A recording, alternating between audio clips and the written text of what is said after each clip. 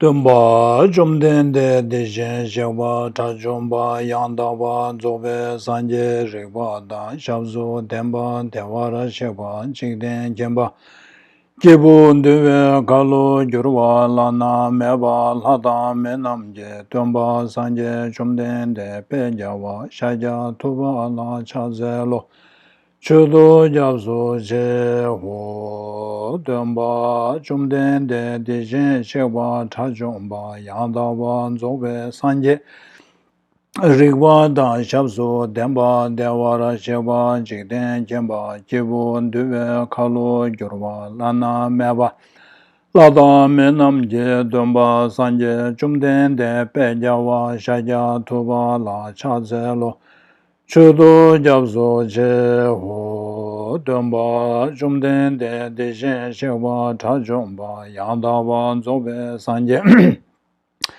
Rigwa Da Shabso Demba Dewara Sheba Jigden Chemba Jibu Duve Kalu Jurwa Lana Meba Lada Menamje Demba Sanje Jumden de Pejawa Shaja Tuba La Chazelo Chudo Japso Je Ho Sanje Chudan Soje Chonama La Chanju Padu Tane Japso Je Tage Chuje Jebe Sonama Je Dola Penje Sanje Drobara Sho Sanje Chudan Soje Chonama La Jiangzhou Bado Tane Jiangsu Che Dagi Chushe Jibe Sonama Je Dola Penje Sanje Drubara Sho Sanje Chudan Soje Chonam Ala Jiangzhou Bado Tane Jiangsu Che Dagi Chushe Jibe Sonama Je Dola Penje Sanje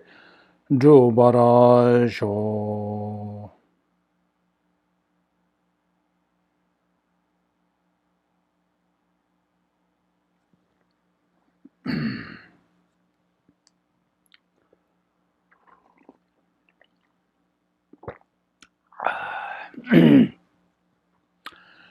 Good morning. Hope you are all well. So first thing first, I wanted to let you know that an updated summary which contains the summary of the last class is now available on Kajuling website. Please, if your time permits, read that. I have put quite a bit of effort in doing that because there were times where I forgot to mention important points. And then even those times where I remembered to include all the points that I wanted to convey, because of my lack of skill in articulating the point, I'm worried that you may not getting a comprehensive understanding of the topic. And I'm also worried that because of my failure to articulate well, you may even get a wrong understanding. That would be a terrible mistake. So I purposely put effort in doing the summary so that you can have a more comprehensive understanding of the topic. So when you read it, there is no mistake.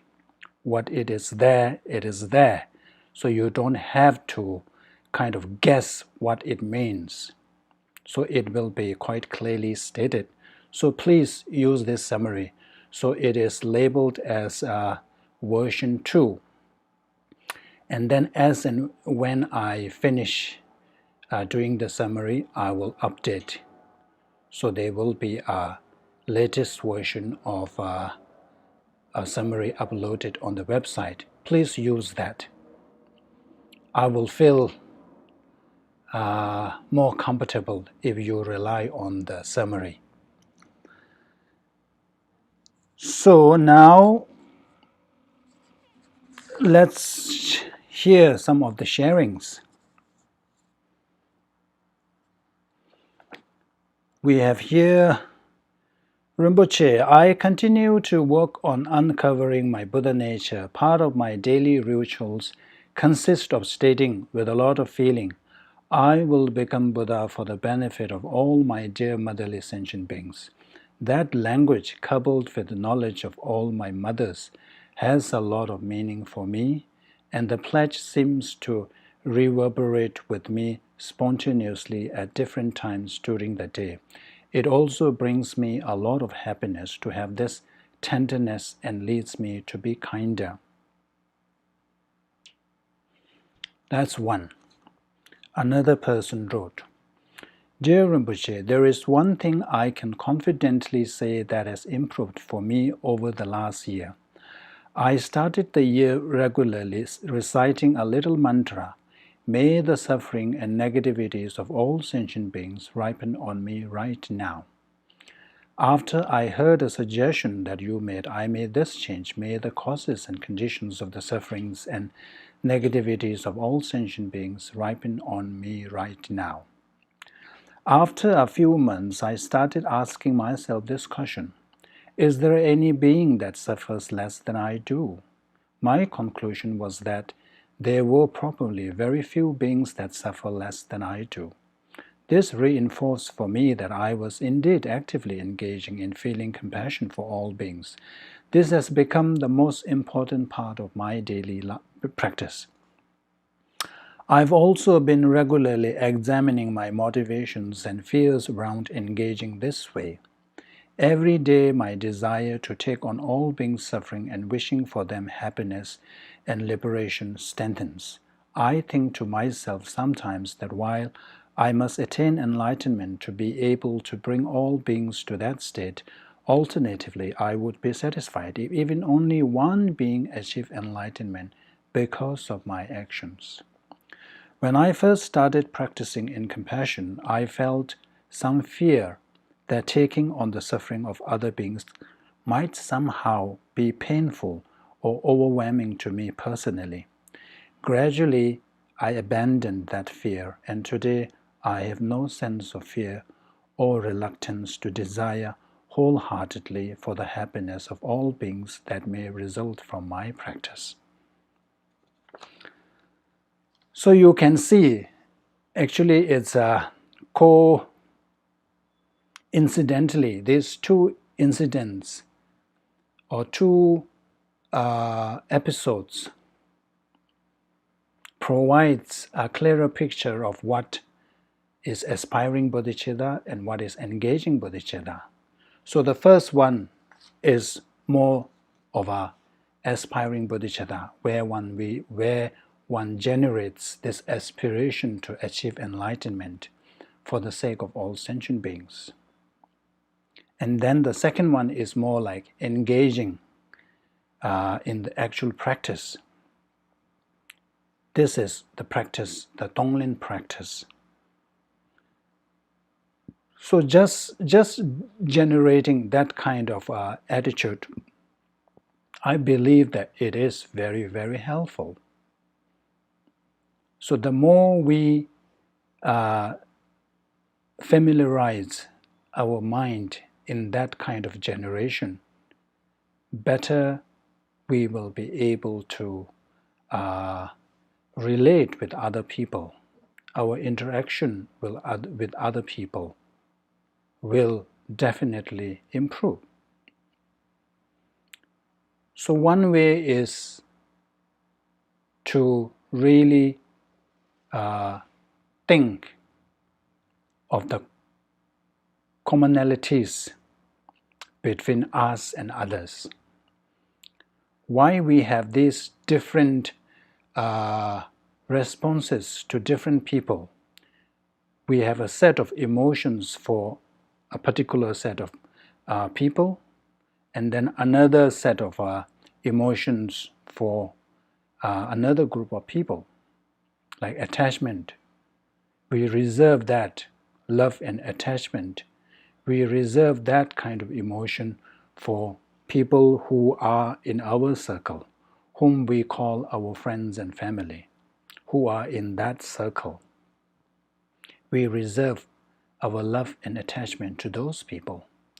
And then hatred, anger, and all kinds of these negative attitudes, we have kept it to be employed against those people who we considered difficult people or even our enemies. So that categorization, that discrimination arises from seeing differences. If we are able to see that we are all same, we have this common humanity. Just like me, the other person, how agitating that other person appears to be, but deep down, just like me, that person also wishes to be happy and does not want to experience suffering. So we are all, if we are able to think this along this line, that we are all same in wanting happiness and not wanting suffering, then we can relate to others. And then when other persons does something harmful, there is a way to interpret that. I understand what he is doing is actually motivated by this fundamental aspiration to be happy, but because of his ignorance, his or her ignorance, the person thinks that this is the way to achieve that happiness. This is the way to prevent suffering. So instead of getting animosity, getting angry at the person, one would be able to generate compassion towards that person. And then with that kind of generation, with that kind of motivation, if we are able to send forth our happiness and joy, and also genuinely wish for others to be free of suffering. So it is good to say or wish for others to be free of suffering, as well as free of the causes of sufferings. It is good to include both, because when we say, may they be free from suffering, so we are focusing on the present situation. If anybody is undergoing suffering right now, then we are wishing that person to be free of that present suffering. And then when we say, may they be free from the causes of suffering, then in the future, at the moment, the person may not be undergoing suffering. But if there are causes and conditions, especially if there are causes there, sooner or later, the person will experience the result. So it is important to include that prayer or that wish that may they be free from the causes of suffering, so that they will not experience suffering in the future as well. So it is really good. I applaud you for doing all this.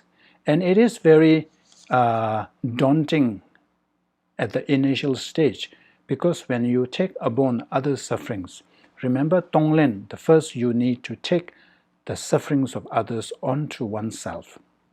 Only then you give away or send forth your happiness, love and joy and all the good things. So first we need to take upon the sufferings that individual is undergoing. So when we do that, especially when we are at the beginner stage, it is very daunting.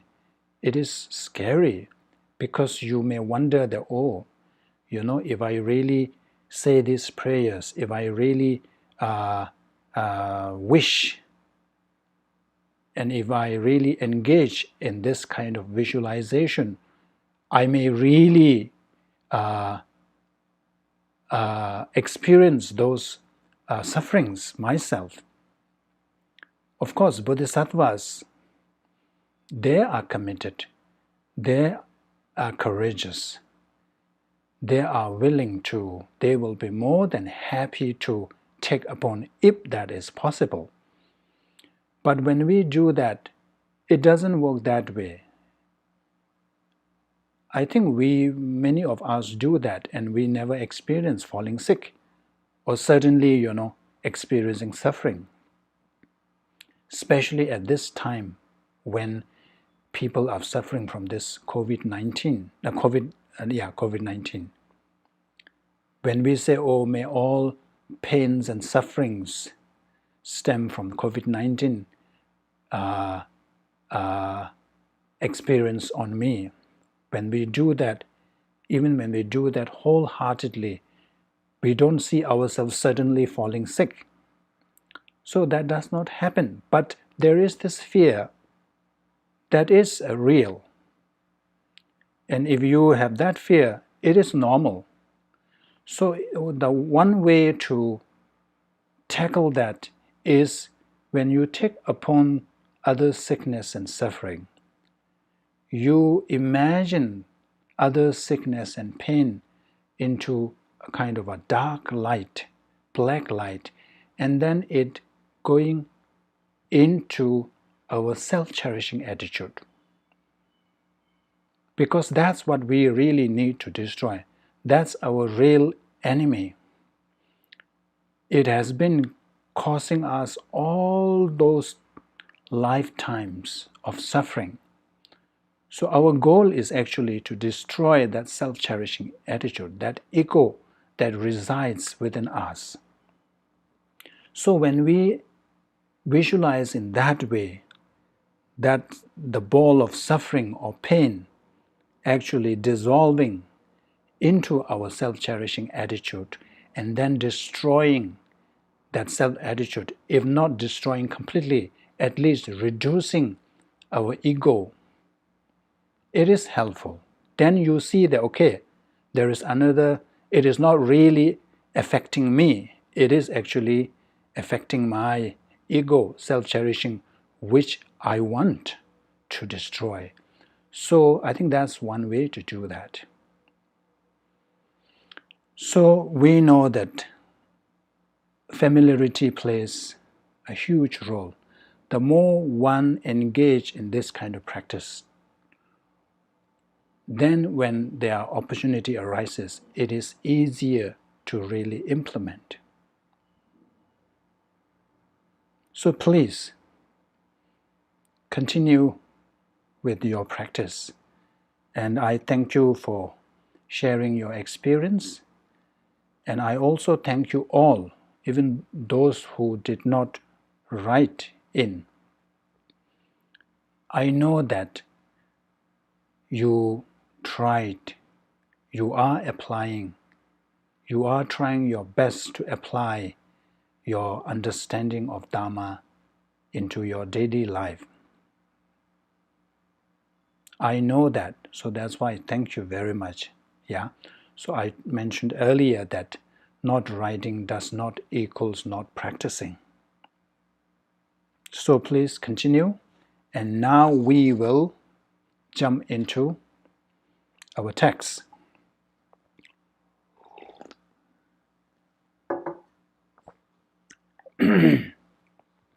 So we are at verse 23.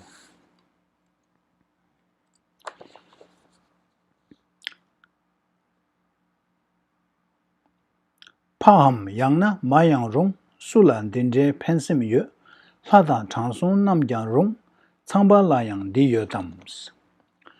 Do even fathers and mothers have such a benevolent intention as this? Do the gods and sages? Does even Brahma have it? So this stanza is to show that bodhicitta is very rare to arise in human beings. Because of its rarity, it is precious and therefore meritorious. So it employs, Shantideva employs several icons and then makes comparison between these and bodhicitta. So the first comparison was made between the parents. Do even fathers and mothers have such a benevolent intention as this? So parents are considered to be very caring because parents have their own children. Their caring is not limited to oneself. It extends beyond themselves. Their care and concern extends to their children and those who are under their care. So even though parents are very kind and have concerns concerns extend beyond themselves, Shantideva is asking, do they possess this benevolent intention? If we compare the love and care and concern of our parents with bodhicitta, it will be like earth and sky. No matter how much caring the parents are, there is a limitation. It does not extend to everyone.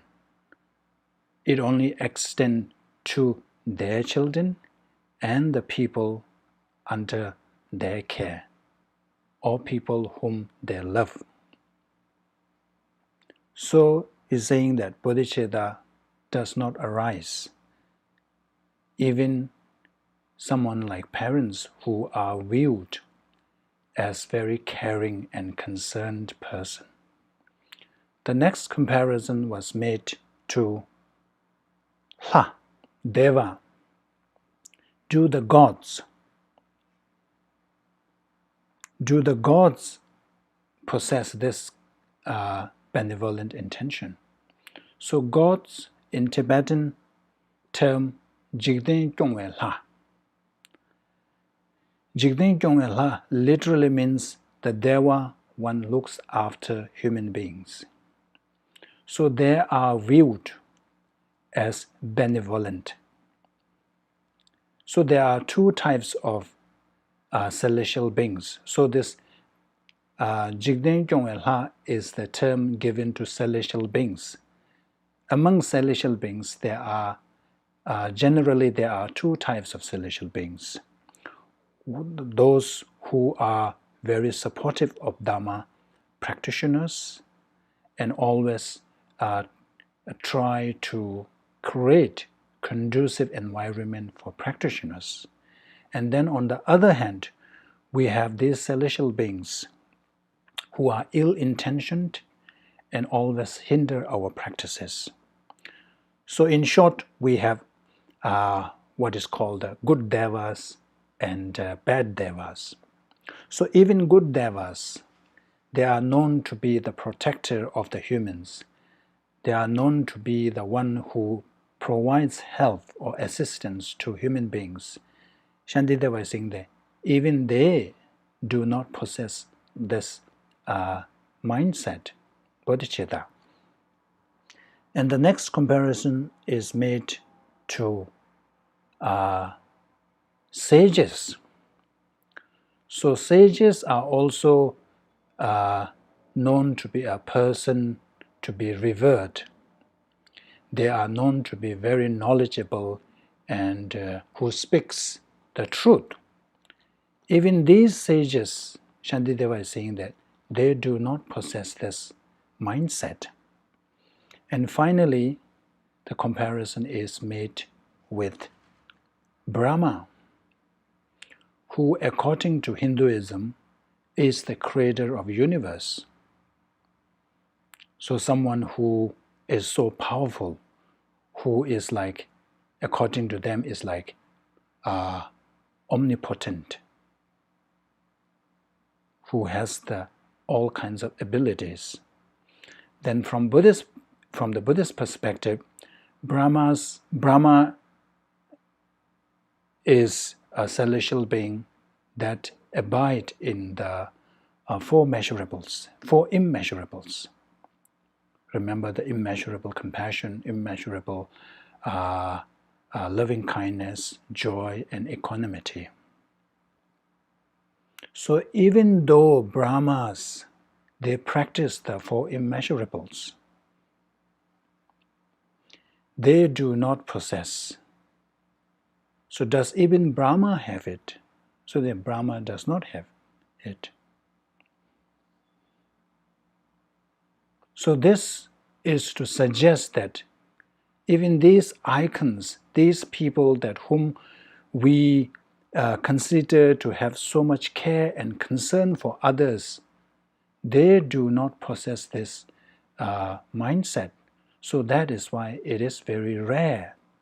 So in the picture you see this blue diamond. So blue diamond is I learned that one of the most expensive and rare diamond on earth. And out of curiosity, I looked up the price.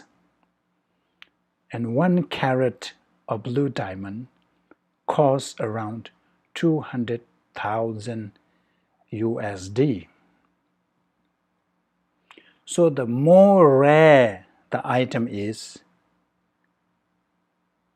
the more precious and more expensive it becomes. So Shantideva is employing that logic here. Because it is so rare, it is so precious. Because it is so precious, it is so meritorious.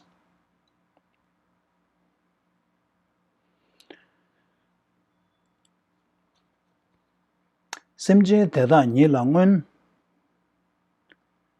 rangi tundo dindesem milam tuya mamina shengi tundo kalanye.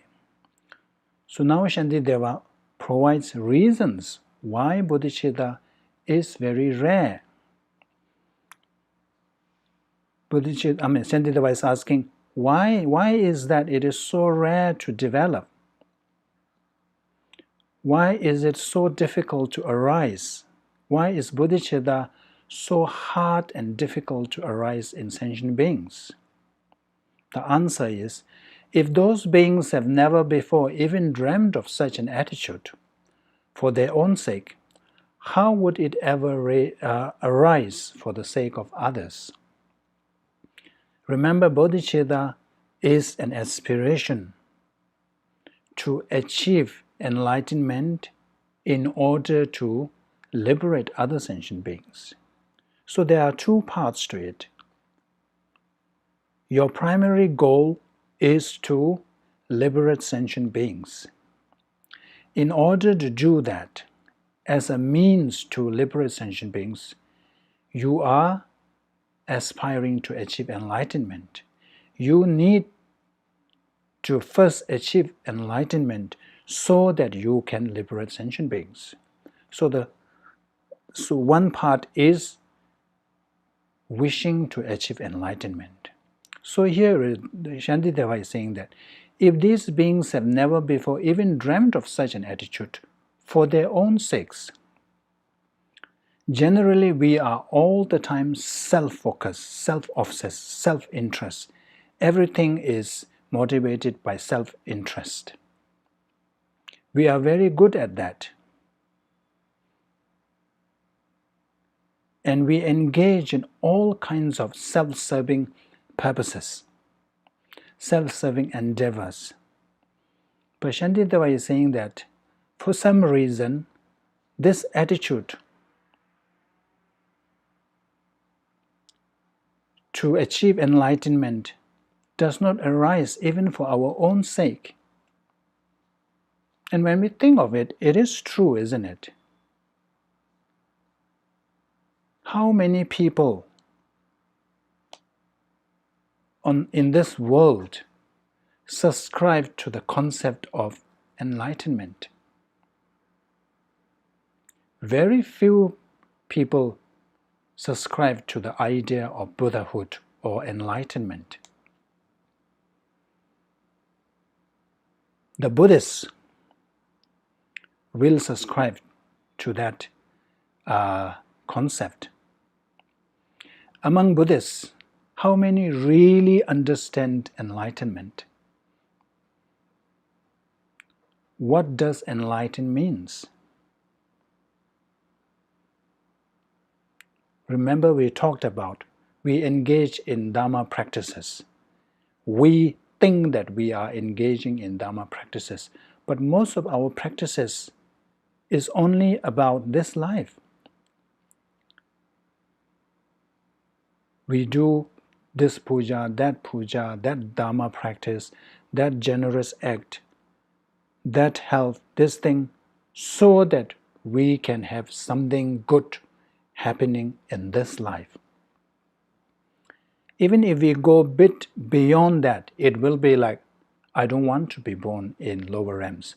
I don't want to experience those sufferings that the lower realm beings undergo. I want to achieve good human rebirth. I want to be born in Pure Land.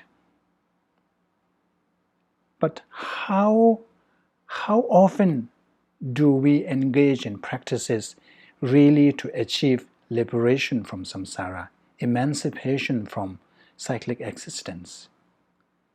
And then how often do we engage in practices really motivated by this wish to achieve enlightenment? For many of us, enlightenment and nirvana, all this appears a bit elusive. It is quite far and it's like there is no real aspiration for it.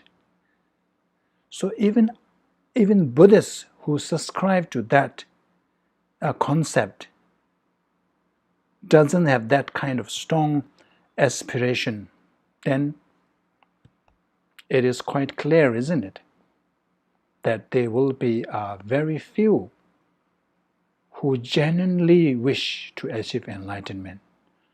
So this was saying, if beings cannot even generate that kind of intention, that kind of aspiration for their own purpose, let alone generating that kind of intention for others' sake.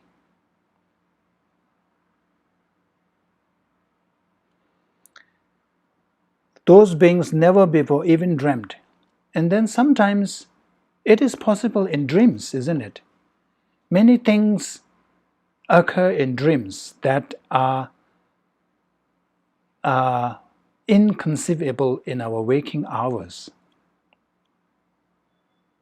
We can dream of this and that which you will never even think of doing in your life. So many impossible things could happen or can happen in our dreams.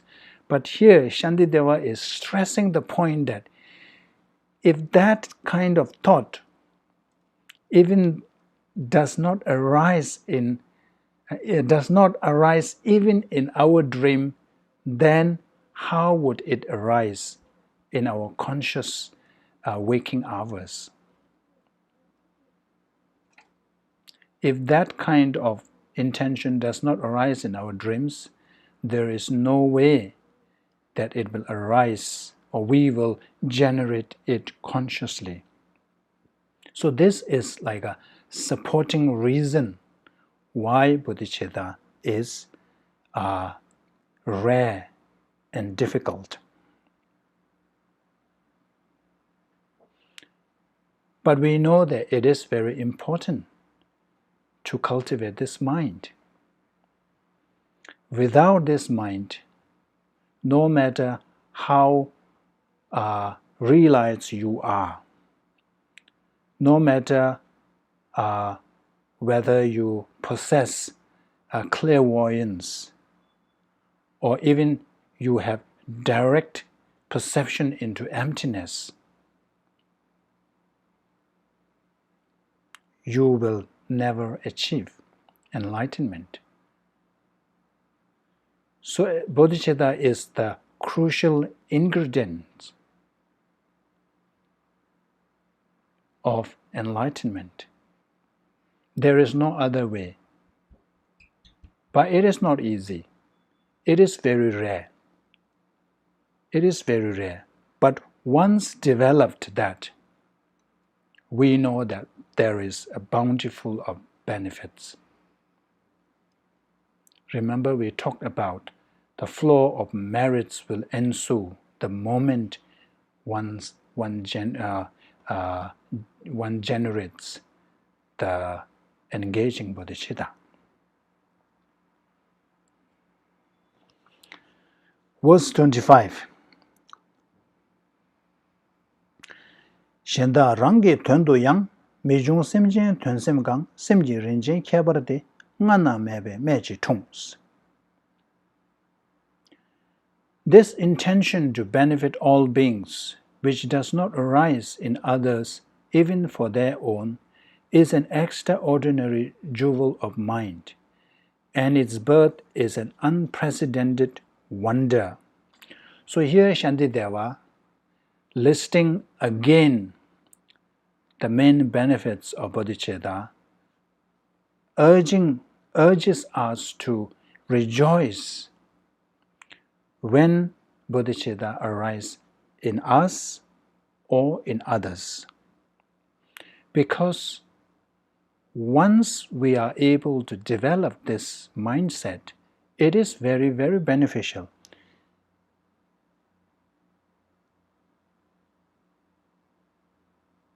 It says, and its birth is an extraordinary jewel of mind.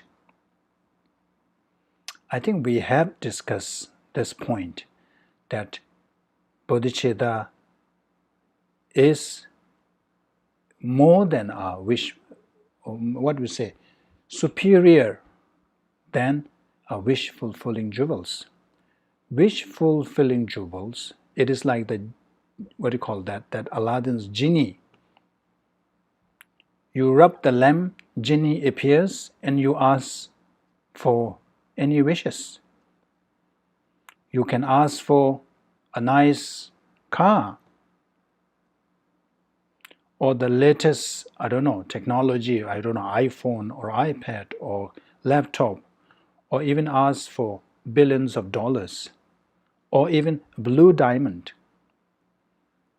Genie will get for you. But if you ask genie to ensure you a good rebirth in next life, genie cannot do that. And if you ask genie to grant liberation, nirvana, it cannot do that. If you ask genie to give you Buddhahood,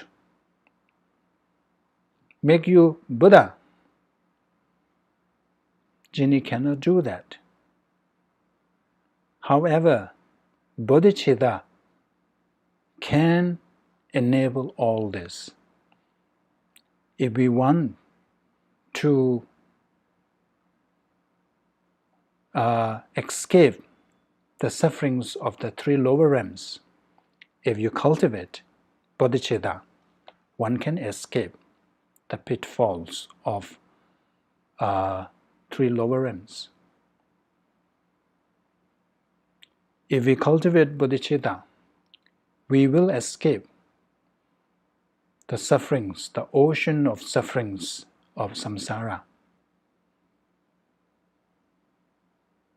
And then if we want to reach the highest level of happiness, the state of enlightenment, compassion can engender that.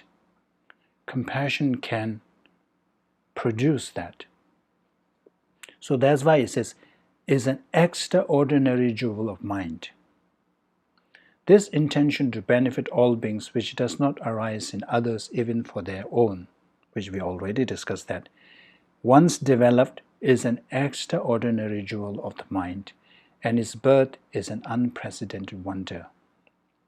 So Shantideva is urging us to rejoice if this mindset arises in ours and also in others, and then strive towards increasing that mindset, and then pursue further with through the cultivation of this one, pursue enlightenment, so that one can achieve one's two goals: liberating sentient beings and achieving enlightenment.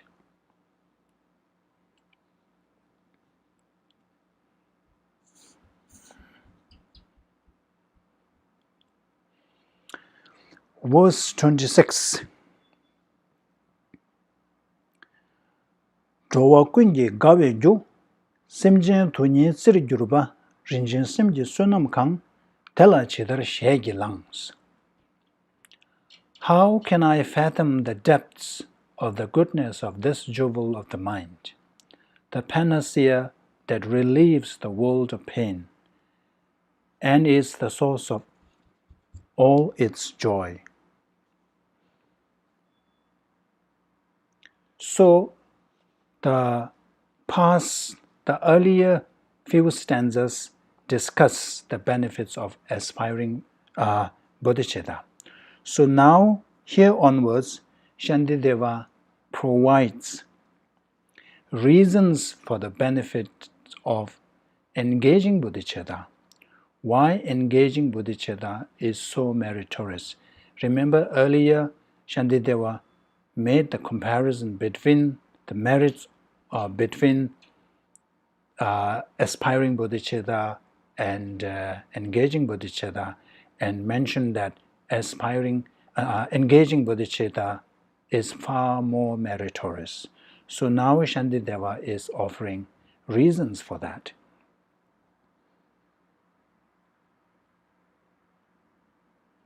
So first, it says in Tibetan, the last line is the source of all its joys comes first. Jowa kunje gawe juus.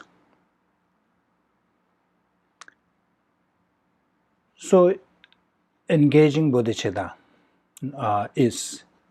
or generally bodhicitta, is saying that is the source of all good qualities, source of all joys. We have earlier discussed that how generation of bodhicitta can increase our source of happiness exponentially. Remember, when you develop bodhicitta, your main goal, main aim is to provide happiness to all the sentient beings. And you have committed, you have taken upon that responsibility that I will provide, I will strive to provide that happiness, that sublime happiness. So when you see others doing it for themselves, when good thing happens to them, so that gives them happiness. So when you see other sentient beings are creating causes and as a result experiencing happiness, so you have also a reason to to feel happy. So that becomes your source of happiness. Since sentient beings are infinite in numbers, your sources of happiness also becomes infinite. And then, of course, we just discussed that bodhicitta is the one that can enable us to achieve temporary happiness as well as the ultimate happiness, which is the state of enlightenment. So that's why Shantideva was saying, is the source of all its joy. And then it says, Simje Tunyetsir Juba, bodhicitta is also a cure-all medicine, like a supreme medicine, which can cure all kinds of sicknesses, whether it's as trivial as flu or as grave as cancer. So if we come across cure-all medicines, it would be wonderful because it will cure all forms of sicknesses. So here is saying bodhicitta is similar to that. Bodhicitta can cure all degree of suffering, whether it be a suffering of the three lower realms, or whether it be the suffering of a cyclic existence. Whatever suffering, whether it be the suffering of suffering, whether it be the suffering of change, whether it be a pervasive suffering, and bodhicitta can eliminate all that. In that sense, bodhicitta is like the panacea that relieves a world of pain.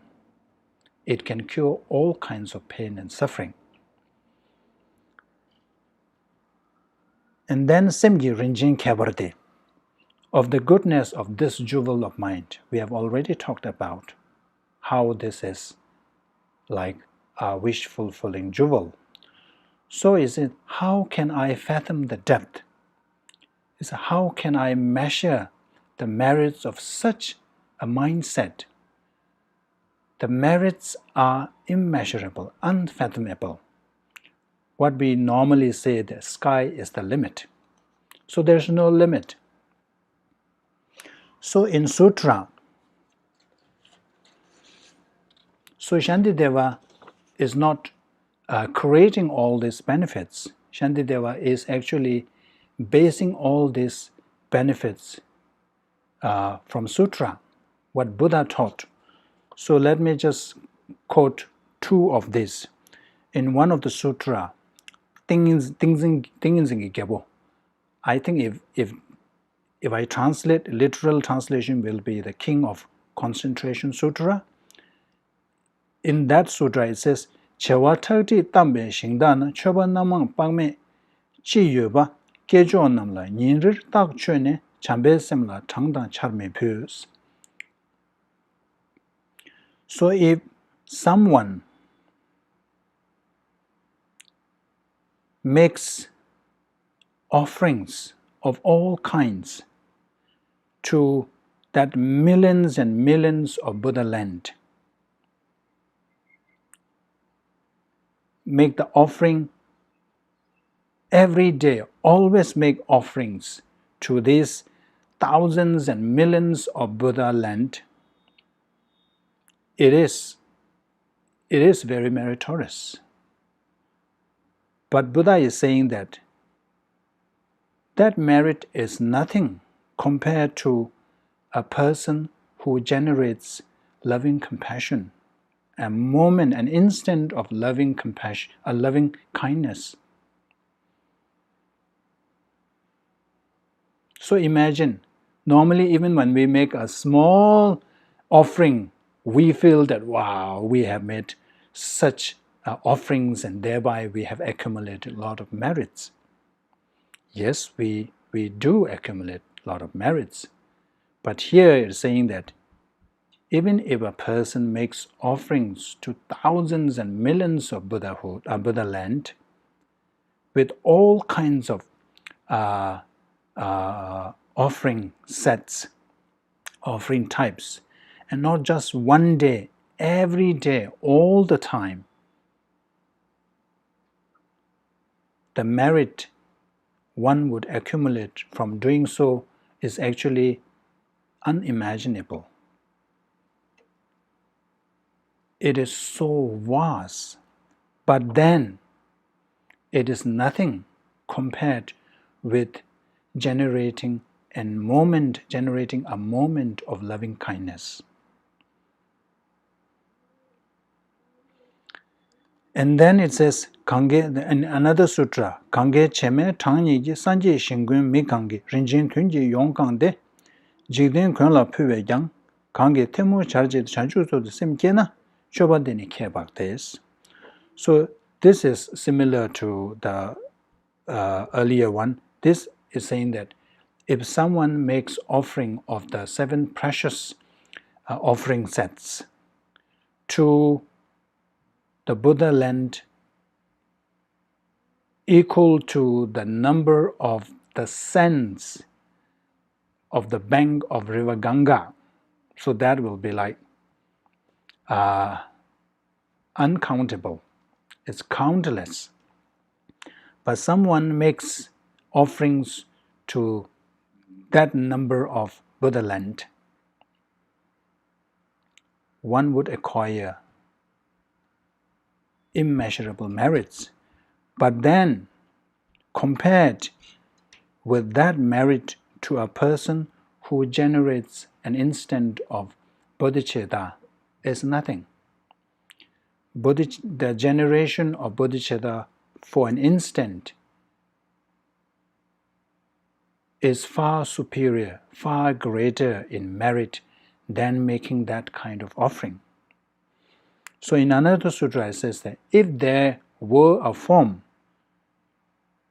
to generating the merits of generating bodhicitta, it says that the sky would be too small to accommodate that merit. So these all sutras extols the vast benefit of bodhicitta. So that's why Shantideva is saying, how can I fathom the depths of the goodness, of the depths of the merits of generating bodhicitta? So it is immeasurable, it is limitless. As I mentioned earlier, sky is the limit. So now Shantideva provides the logical reason, the rationale behind these enormous merits, why bodhicitta can be an enormous, can be a very meritorious. So Shantideva provides a logical reason here.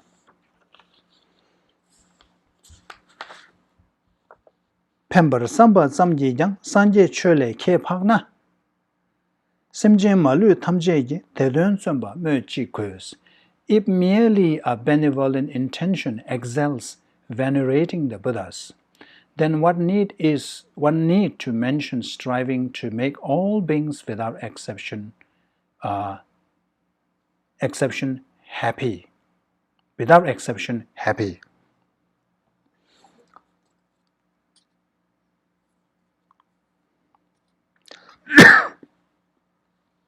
So here Shantideva is kind of arguing that, remember, the sutra states that just mere generation of loving kindness is so meritorious. It overwhelms the veneration of Buddha with the thousands of offerings. So here is saying that if generation of loving kindness is so meritorious, then there is no need to mention the vast benefit of an intention or a mindset that strives to provide happiness to all sentient beings without exception. So the comparison is made between loving kindness and engaging bodhicitta. So loving kindness is a wish that all sentient beings have all the happiness and the causes of happiness. So even though it is such a noble intention and really a benevolent aspiration, but it lacks commitment, it lacks the sense of responsibility. Whereas bodhicitta, remember when the person, when persons perceive the suffering of sentient beings, then this wish to relieve sentient beings of that of their sufferings arises. But it does not end here. And there is something called that sense of responsibility. Yes, they are experiencing, they are undergoing sufferings, and I will take upon the responsibility to relieve them of this suffering. And for that, I need to achieve enlightenment. So that is bodhicitta. So bodhicitta does not stop at wishing them to be free of suffering. It commits to relieving them of their sufferings and working towards providing them the greatest degree of happiness. So that's why if something small as this aspiration to free or to wish them happiness is considered or viewed as very meritorious, then what need is there to mention of a mindset that not only wishes for happiness for them, but also commits to providing that. That's one way to read this line. Another way is making comparison between the aspiring bodhicitta and engaging bodhicitta.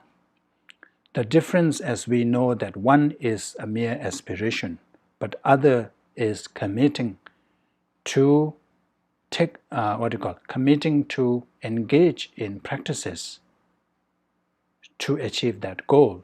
So remember, I have quoted two sutras.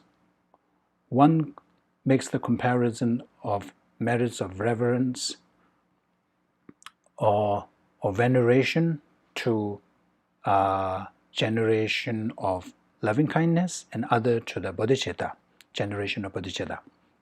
So the second one is, if just the aspiration to achieve enlightenment for the sake of sentient being is so meritorious, then there is no need to mention that the intention committed to fulfilling that aspiration is meritorious. Yeah? So, verse 28. Tunyi tordo semyo jang tunyi nila ngombar juk tewa dojang timube rangi tewa chadarjom. This is my favorite line, one of my favorite lines from Shantideva. Although wishing to be rid of misery, they run towards misery itself. Although wishing to have happiness, like an enemy they ignorantly destroy. So here, When Shantideva in the earliest stanza, when it differentiates between the two, aspiring bodhicitta and engaging bodhicitta, Shantideva says that it is very meritorious. Engaging bodhicitta is very meritorious, far meritorious than the aspiring bodhicitta, because it is committed to working for the welfare of sentient beings. So this raises the question, why cannot sentient beings work on their own welfare when they are the experts, when they know best when they know what is best for them? Why is there a need for bodhisattvas to intervene?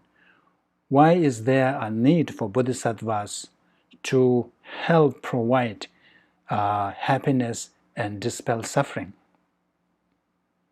To answer that question, so Shantideva is quoting this line: although wishing to be rid of misery. So he's saying that fundamentally we aspire to be happy. We do not want to experience suffering.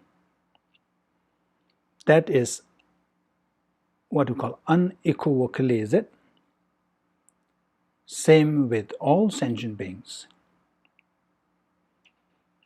Even the tiniest insects, like a mosquito, deep down wanting happiness and not wanting suffering. And that is the fundamental motivating factor.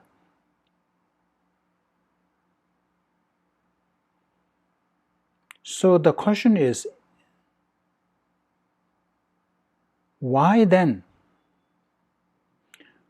Why then, even though let's put it this way, that is our fundamental desire, fundamental aspiration. But in reality, we end up suffering. We end up being deprived of happiness. So now the question is, why is the case? Why is this happening? So for many of us, it is like a mystery. And many people question, how come? I did this, I did that, but how come I'm still not happy? I still end up being disappointed and frustrated and unhappy. So Shantideva solved this misery long time ago. So that's why Shantideva uses the term ignorantly. Nobody would destroy their happiness as if it were their enemy. Nobody will run towards misery. But because we are ignorant about the causes and conditions that give rise to happiness and suffering. Buddha has made it very clear that from virtue stems happiness. From non-virtue arises suffering. There is no way around it. No matter how huge, no matter what amount of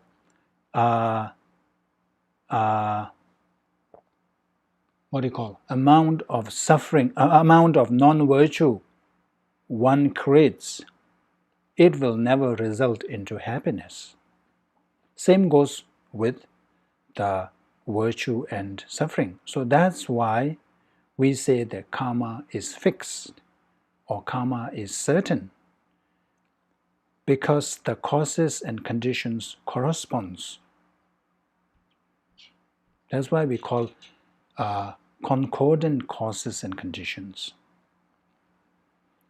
And we are not only, let's put it there, not only we are ignorant of causes of happiness and suffering, we are wrong, we are mistaken about causes and condition, causes of happiness and suffering. Many people believe that fixing external conditions can solve our problems, can bring about lasting happiness. That is why many people chase after wealth, fame, and power.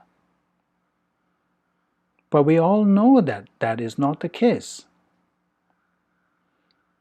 There are billionaires and millionaires who are suffering. Whereas in monastery, there are monks who have no balance, who have zero balance, zero bank balance, walks about happily. This suggests that happiness is not contingent on your wealth. You may live in a huge house, you may drive a big car, but there is no guarantee that you are a happy person. On the other hand, a person who lives in a small unit of apartment and drives a small car can be a happy person. And fame. Who says that fame guarantees happiness? We have many celebrities, famous people committing suicides. We have many famous people down with depression. This is a clear indication that fame does not guarantee happiness. Power. We know that there are many leaders in the world who does not seem to be happy at all. So this is what Shantideva is trying to point out, that happiness does not come about from fixing external conditions. It must come from within. So that is why we say that happiness is a state of mind. Look at this image. The first one, the two boys. The boy who is standing on the first position stand, he does not seem happy. Whereas the one who is standing on the third position looked so happy. So if these external things, your position, determines your happiness, then the boy on the first, number one, should be happier. And then look at this. Who says that you need to have an iPhone to really have fun taking selfie? Who says you need to have a smartphone in order to enjoy taking selfie? Look at these kids. They are having great fun taking selfie with their slippers. So these all points to the fact that happiness must come from within.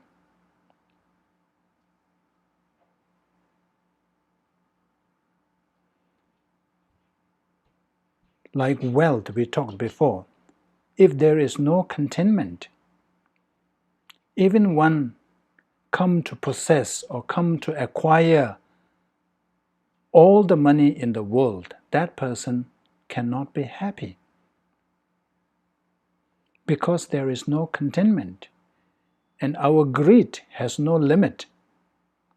The more you acquire, the more you want, as long as we don't have this sense of contentment. It is like drinking salty water, drinking ocean water. The more you drink, the thirstier you become.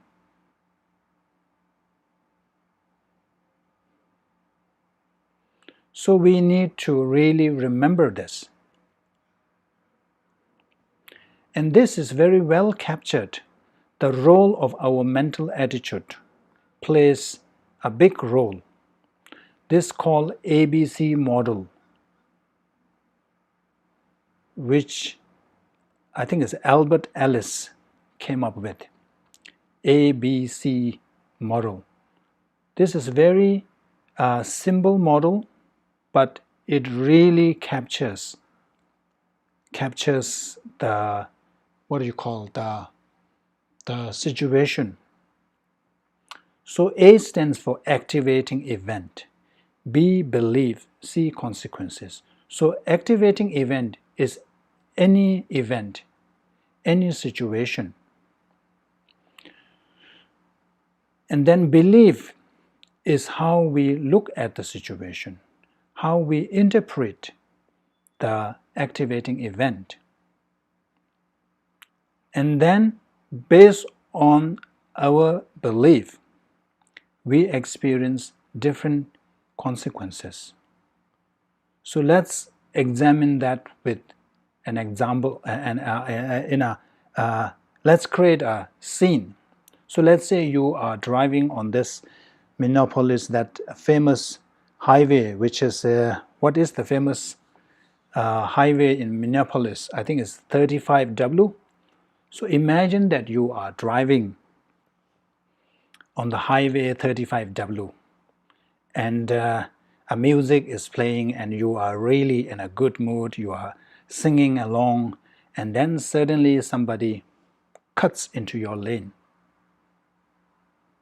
So that cutting into your lane is the activating event.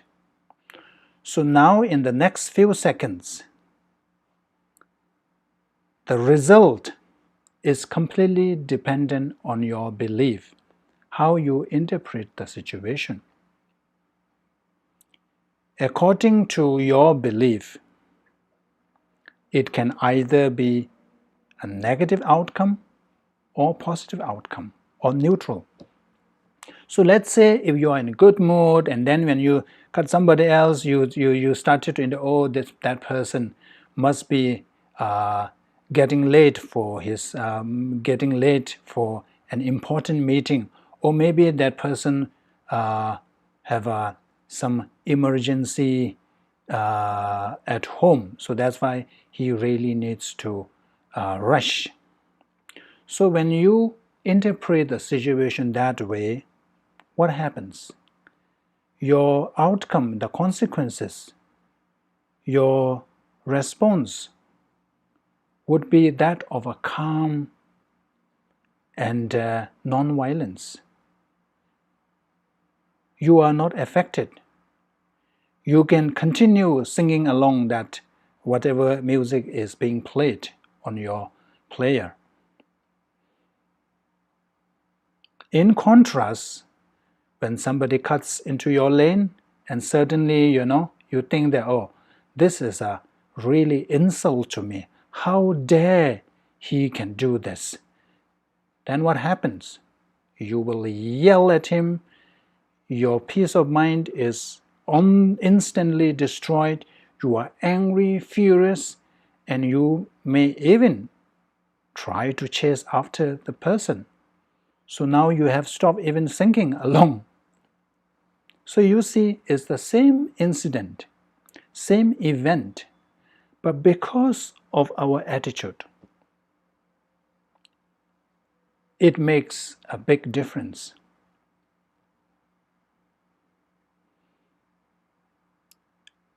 At this period of pandemic, many people suffer from anxiety.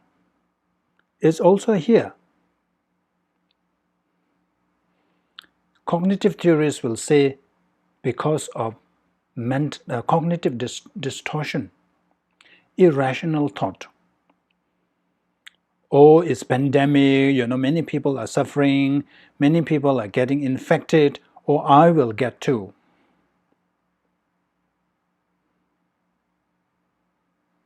But that's not the case, isn't it? That may not be true. So the point is